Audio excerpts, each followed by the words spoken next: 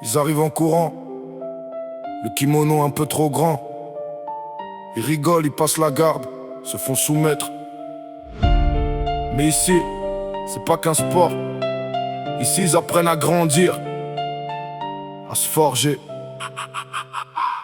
Ils posent leur sac sur le banc, regard brillant, impatient, tatami comme air de jeu. Des rêves sans vraiment savoir pourquoi ils sont là, mais au fond d'eux ils savent déjà qu'ils veulent pas lâcher. Ceinture blanche nouée de travers, geste encore maladroit.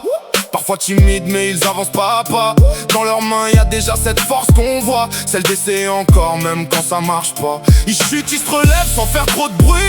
Comprennent pas tout mais ils donnent tout, ils suivent. Chaque erreur devient une marche, chaque effort les élève. Ils jouent mais construisent quelque chose qui les relève. Un mental solide que rien n'épuise. Sans le savoir leur esprit se construit, s'aiguise. Ils deviennent forts sans même chercher à l'être. Et chaque jour les rapproche de qui ils veulent être. Respire, écoute, prends le temps. Apprends à rester calme même sous pression. Dans chaque soumission y a une issue. La panique t'éloigne de la solution. Sur le tatami ils écrivent leur histoire. Le cœur en feu, le regard plein de doutes. Ils tombent mais gardent toujours espoir. Chaque passage les rend meilleurs. Sur le tatami c'est bien plus qu'un combat.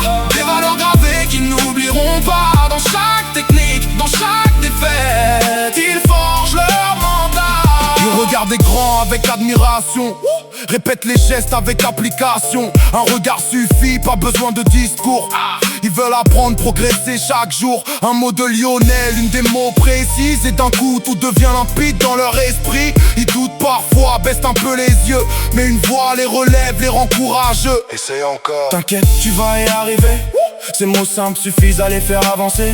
Même quand ils pensent que c'est trop dur pour eux, ils trouvent la force, ils puissent dans leurs ressources. Victoire ou défaite, au fond ça change quoi?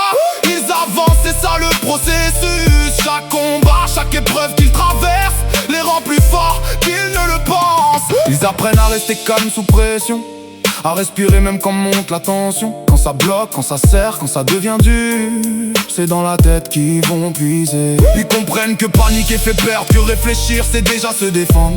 Chaque position devient comme une question, chaque sortie naît d'une réflexion.